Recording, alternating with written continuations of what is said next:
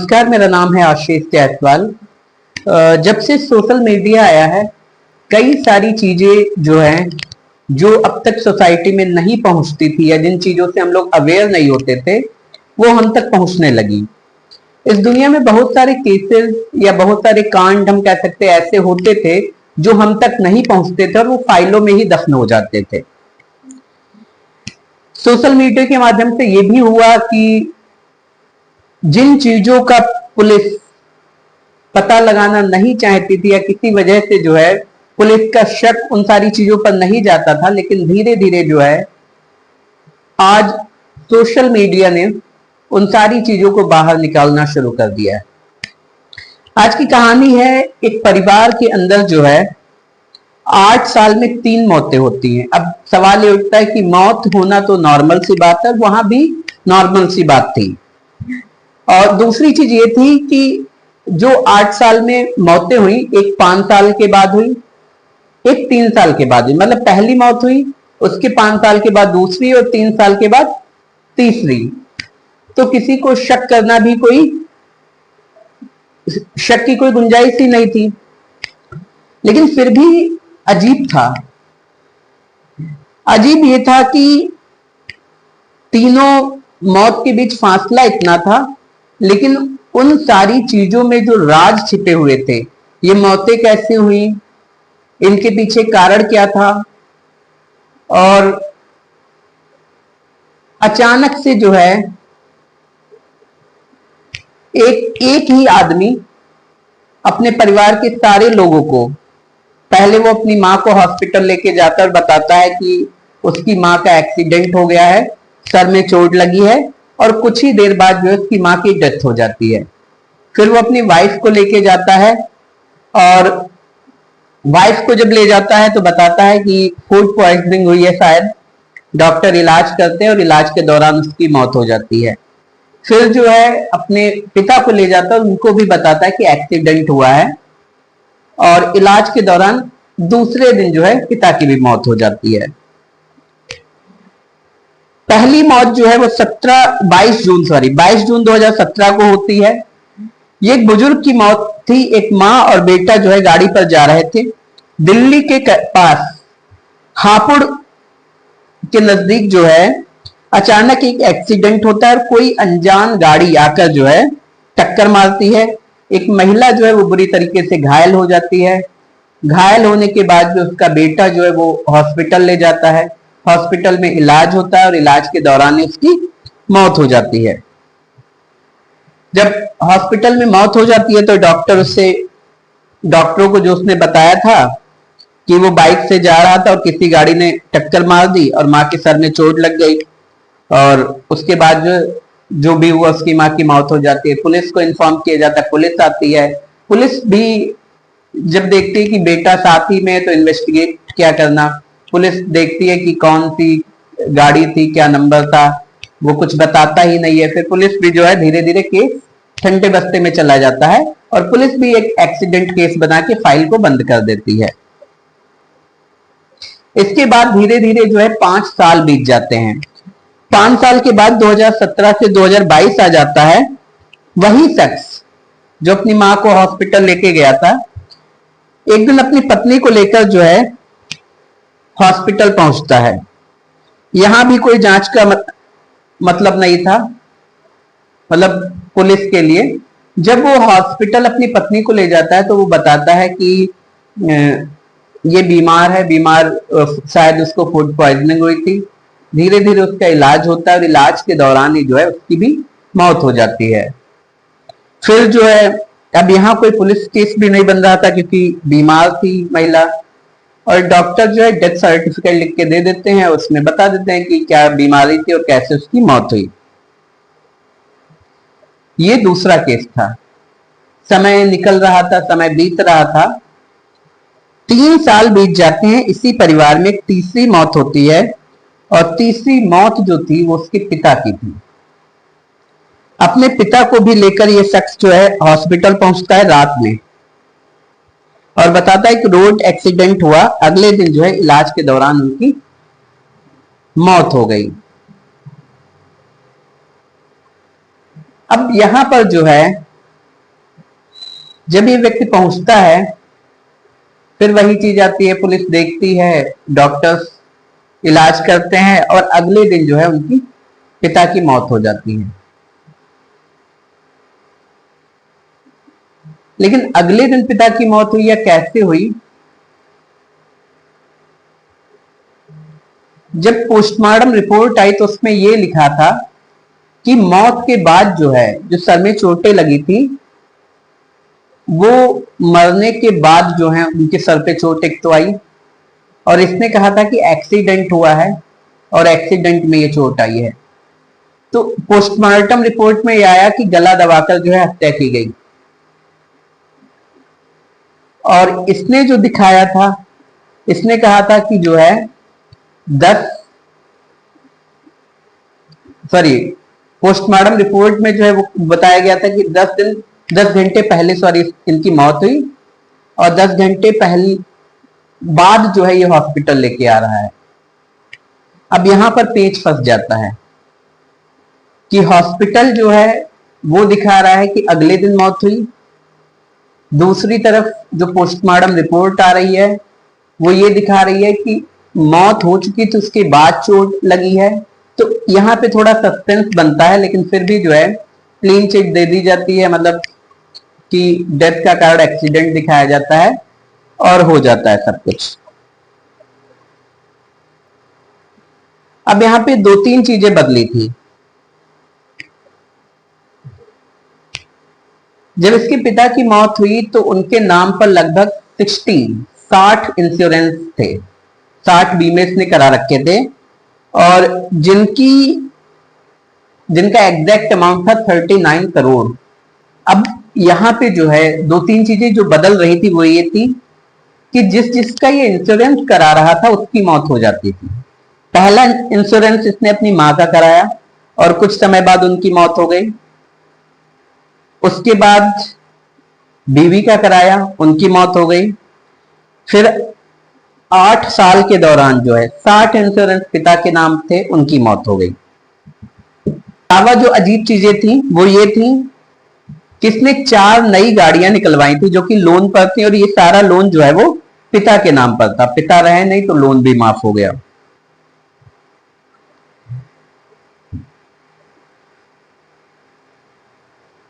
इसी दौरान क्या होता है, जब पिता की मौत हो जाती है, डेथ सर्टिफिकेट बन जाता, सारी चीजें हो जाती हैं, पुलिस भी कंफ्यूज थी और डॉक्टर्स भी कंफ्यूज थे। उसके बाद ये सोल्यूशन निकलता है कि डेथ सर्टिफिकेट तो इसको दे दिया जाता है, कार्ड भी लिख दिया जाता है, एक्सीडेंट लिख दिया जाता है। ये फाइल जो है इंश्योरेंस कंपनियों में पहुंचती हैं। अभी सितंबर के महीने की बात है, अलग अलग कंपनियों ने जब उन फाइलों को देखा तो उनका दिमाग घूम गया।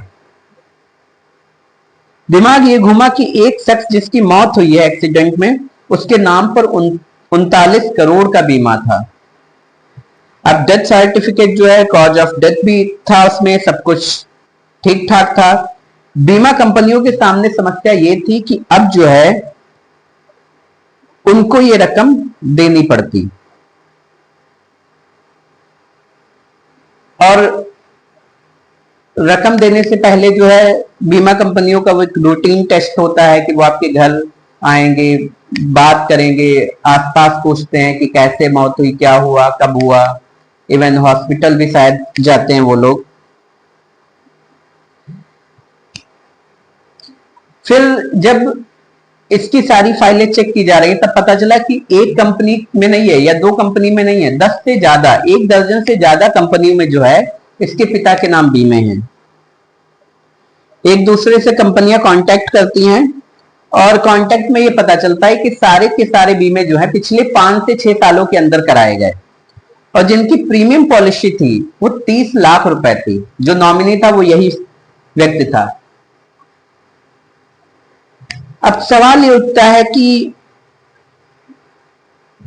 एक नॉमिनी व्यक्ति जिनकी प्रीमियम पॉलिसी 30 लाख रुपए सालाना, फिर ये चेक किया जाता है कि इसकी इनकम कितनी है। इनकम जब देखी जाती है तो वही 20-25 हजार रुपए महीना, क्योंकि इसके पिता की एक फोटोशॉप थी, वही फोटोशॉप जो ये चलाता था, इतनी ज्यादा इनकम भी नहीं। लेकिन एक चीज और अजीब थी, जैसे जैसे घर में डेथ हो रही थी इसकी प्रॉपर्टी बढ़ती जा रही थी, इसके शौक बढ़ते जा रहे थे। जैसे जब माँ की डेथ हुई तो 4 गाड़ियां आ गई, पत्नी की डेथ होती है फिर जो है कुछ लग्जरी गाड़ियां आ जाती हैं। अब कंपनियों को कुछ कुछ शक हो रहा था, लेकिन इसका कोई फायदा नहीं था क्योंकि पैसा देना पड़ता, कि कॉज ऑफ डेथ भी था, डेथ सर्टिफिकेट भी था, कोई ऐसा हम कह सकते कंप्लेन भी नहीं थी कि ये सारी चीजें हों। कंपनियां लगातार जांच कर रही थी, हर पहलू से जांच कर रही थी, और इवन कहते हैं कि 2 कंपनियों ने जो है इसको पैसा दे भी दिया था।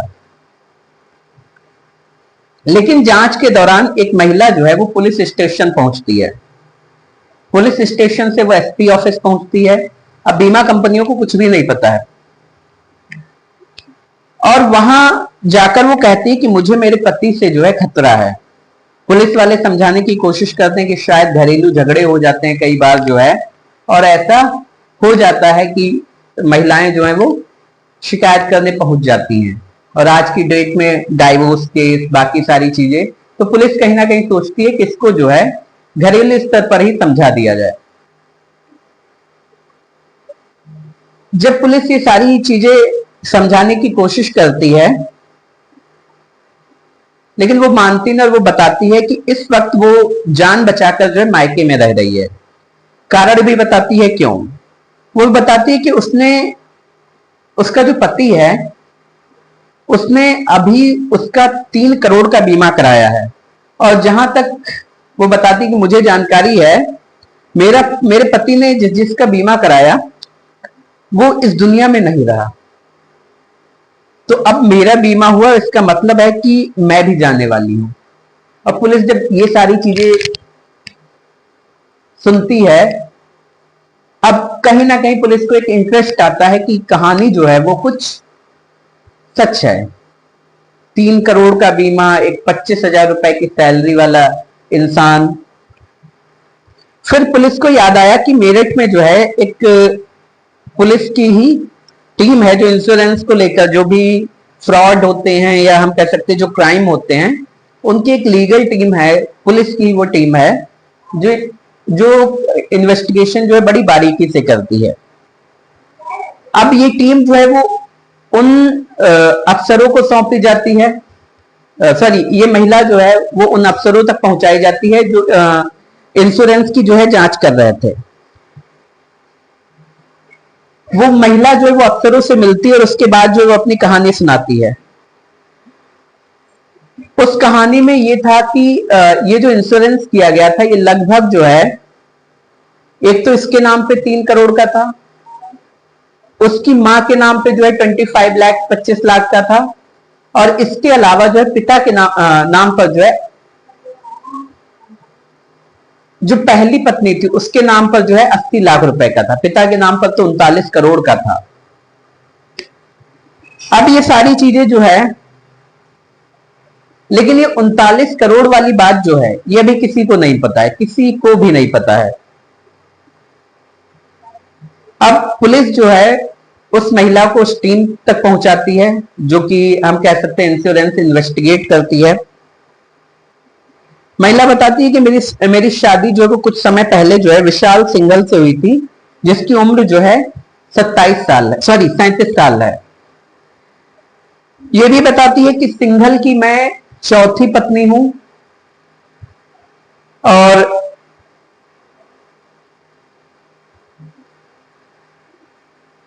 वो ये तो कहती कि सिंघल की मैं चौथी पत्नी हूं, लेकिन जब मैंने खुद इन्वेस्टिगेट किया, उसने कहा कि जब मैंने खुद जांच पड़ताल की तो मुझे पता चला है कि मैं चौथी नहीं 14वीं पत्नी हूं। मतलब वो 13 शादियां मुझसे पहले कर चुका है। एक पत्नी के बारे में मुझे जानकारी है जिसकी जो है डेथ, कॉज ऑफ डेथ जो है फूड पॉइजनिंग या बीमारी की वजह से हो गई थी। तो अब यहां पर ये क्लियर हो गया था कि अगर हम लीगली देखें तो उसकी 4 पत्नियां थी जो कि लीगली थी, ये कहा गया। पहली पत्नी के बारे में जानकारी थी, चौथी के बारे में जानकारी थी, लेकिन 2 वो कहां है जिनका अभी तक कोई अता पता नहीं है।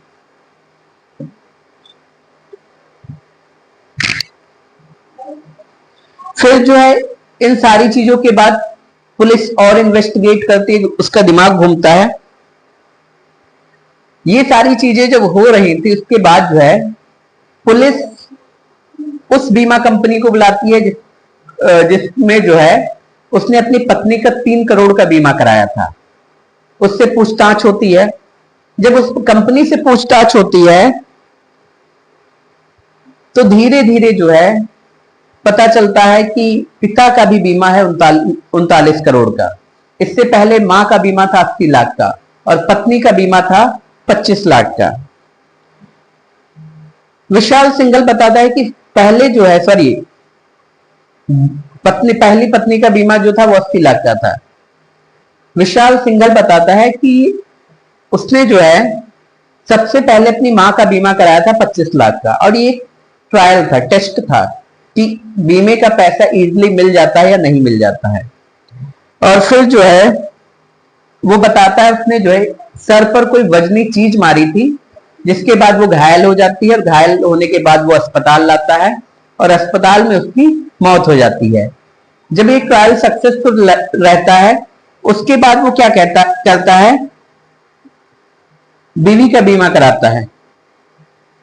और 2022 में जब उसकी मौत हो जाती है, मां का पैसा जो है वो 6 महीने के बीच जो है वो आ जाता है। अब उसे लग गया था कि आसान है। फिर जब पहली पत्नी की मौत हो जाती है तब उसको जो है 80 लाख रुपए मिलते हैं, और अब 80 और 20 लगभग 1 करोड़ 5 लाख रुपए उसको मिल चुके थे। फिर जो है उसी दौरान कुछ बीमे और उसके बाद लगभग 64 बीमे, जो कि एग्जैक्ट नंबर हैं। मुकेश सिंघल पिता का नाम है और विशाल सिंघल जो है वो नॉमिनी था। 39 करोड़ का बीमा कराता है और फिर जो है पिता की भी वो हत्या कर देता है गला दबाकर। इसके बाद जो है वो हॉस्पिटल उन्हें ले जाता है सर पे कोई वजनी चीज मारकर। पिता के नाम पर जो है 4 एक्सयूवी जो कि सारी की सारी लोन पर थी, और 1 अप्रैल 2025 को जो है मेरठ के पास एक्सीडेंट दिखाता है और उसके बाद जो है वो हॉस्पिटल उन्हें ले जाता है। हॉस्पिटल में डेथ सर्टिफिकेट बाद में डेथ घोषित कर दिया जाता है। फिर वो सारे सर्टिफिकेट जो है वो कंपनियों को दे देता है। कुछ कंपनियां उसको पैसा दे देती हैं, कुछ अभी इन्वेस्टिगेट ही कर रही थी। इसके अलावा लोन पर जो है तो उसने एक टोयोटा, निशान, ब्रेजा, रॉयल एनफील्ड, इतनी सारी बाइकें जो है निकाल रखी थी। पुलिस अभी भी जांच कर रही है दूसरी और तीसरी पत्नी कहाँ है, पुलिस इस बात की जांच कर रही है। अलग अलग कंपनियों के लोग उसके घर आ रहे थे। अब हाँ, यहाँ पे ट्विस्ट ये आता है कि जो चौथी पत्नी थी उसको ये शक कैसे हुआ।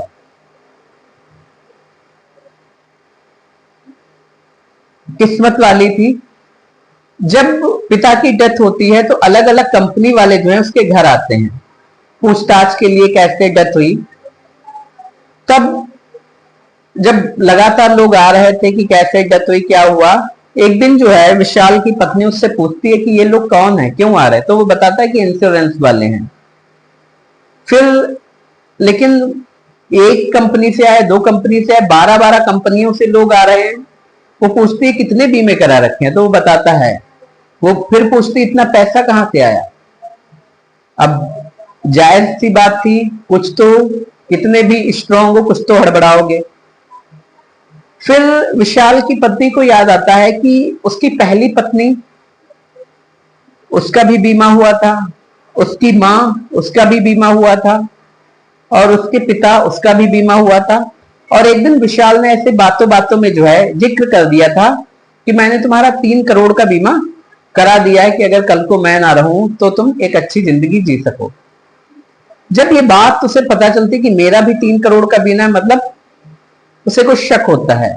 इन दोनों के बीच में लड़ाई होती। इसी लड़ाई के दौरान जो है वो अपने मायके फोन कर देती, उसके घर वाले आ जाते, उसको लेकर चले जाते हैं। और उसके बाद जो है फिर वो पुलिस स्टेशन पहुंचती है, सारी बात बताती है। इस वक्त जो है विशाल सिंघल जो है जेल में है। पुलिस जांच कर रही है, लेकिन क्या होगा, कैसे होगा, कब?